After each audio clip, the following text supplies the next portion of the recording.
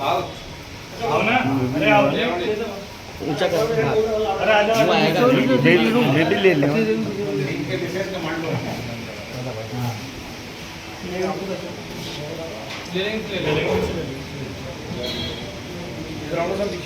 इस 3/2024 को ये सूचना प्राप्त हुई कि रावता और बिसरू डैम के बीच में कोई आदमी नहीं मिल रहा है। तो उसके परिजनों ने ये सूचना दी कि हमें आदमी मिल नहीं रहा है और हमने उसका तलाश किया तो हमारे को मोटरसाइकिल पड़ी हुई मिली।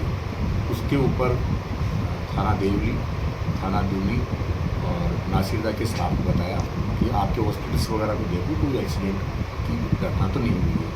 उसके बाद करीब 12 बजे के बाद में हमें सूचना प्राप्त हुई कि बारला कोरिया के पास में एक व्यक्ति पड़ा है।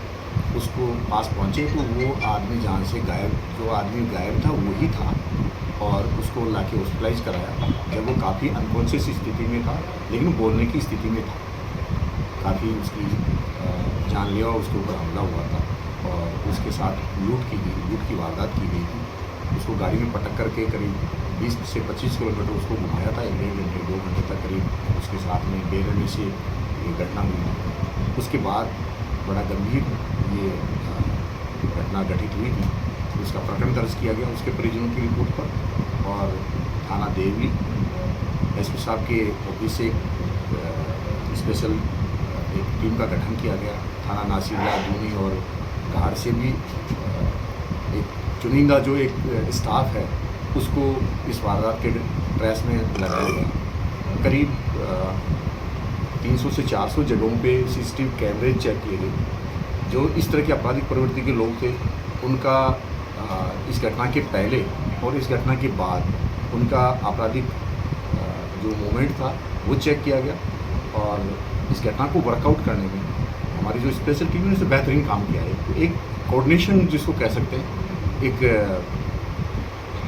एक लीडरशिप के रूप में एक लीड करके और हमारे स्टाफ ने इसमें हमें प्रॉपर बार इनपुट दे रहे थे और घटना को तय करने में हमारी ज़बरदस्त कितने आरोपी 4 आदमियों ने ये घटनाकारी की थी।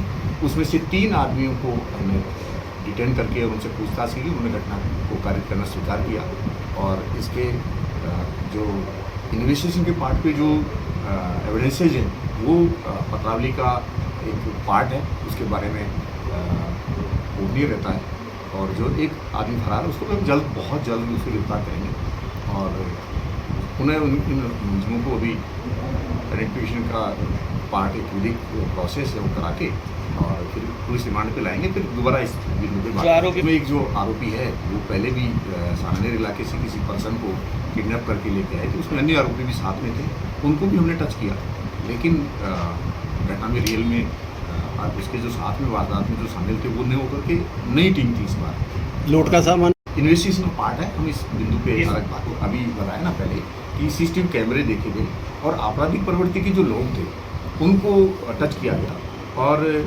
जहाँ से उसको पटका और जहाँ से उठाया ये सामने आया कि ये नियर बाई आसपास के लोग हैं, कोई बाहर के लोग नहीं हैं।